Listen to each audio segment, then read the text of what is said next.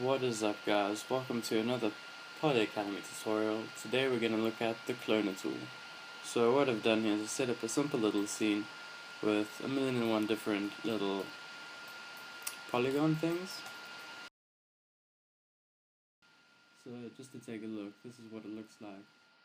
It may seem like a lot, super simple. I'll just dive right in. So we'll start up a new one.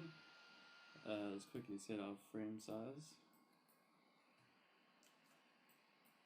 There we go. Just lock that rotation. Okay, let's start off with take any shape. Let's use this platonic as usual. As we can see, nothing else but it. For the cloner tutorial, we won't have to copy anything. Super simple. Let's just head over to MoGraph, go down to cloner, hold down the Alt button. If you're on PC, I think it works with Mac as well. Click that and Viola. 3 simple little platonics. Let's stretch this open a little bit, give us some more workspace. Okay, what we see here is a count. As we can see 3 platonics here. If we drag that open, we're obviously going to get a lot more as they are being cloned. If we scroll more down, we see these x, y, and z coordinates. This is basically where our cloner is going. If we set y down to 0, we obviously get 1 again.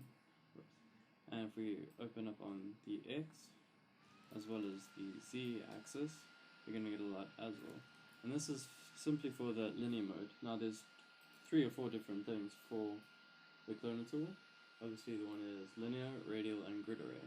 With radial, we're not going to get in a line anymore. It basically creates a circle with your clones. Obviously the count affects how many you have. It's pretty basic.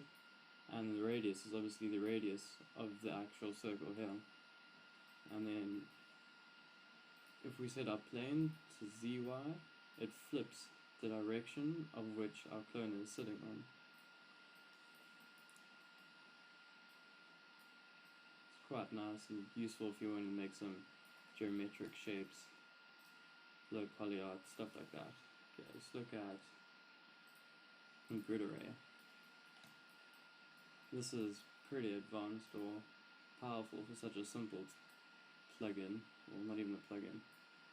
And this basically allows you to create massive amounts or copies of one item super quickly. Let's just spread this out a bit. Okay, awesome. Now we have a whole bunch of these little shapes in rows. Not really what we want though, unless you're going for that. Okay, I'm going to introduce it to another MoGraph effector, which is the random effector. And what you want to do is you want to make sure that your random is always above, or any effector is above what you want it to affect. Otherwise it will not affect it. And as you can see, nothing is happening. That's weird.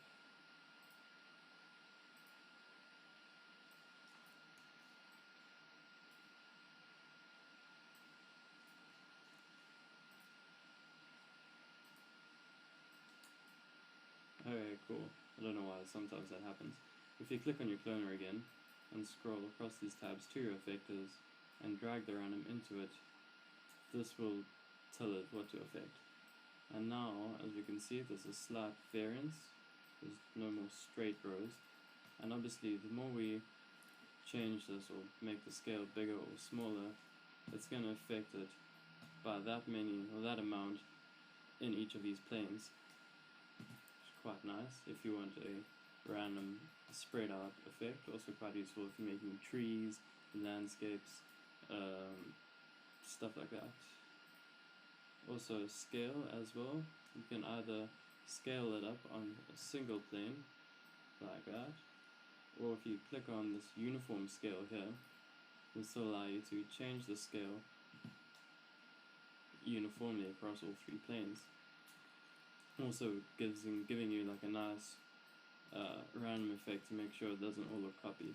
Another one that we want is rotation, so it doesn't look too copy pasted, and this will again rotate each item or clone in their respective fields here.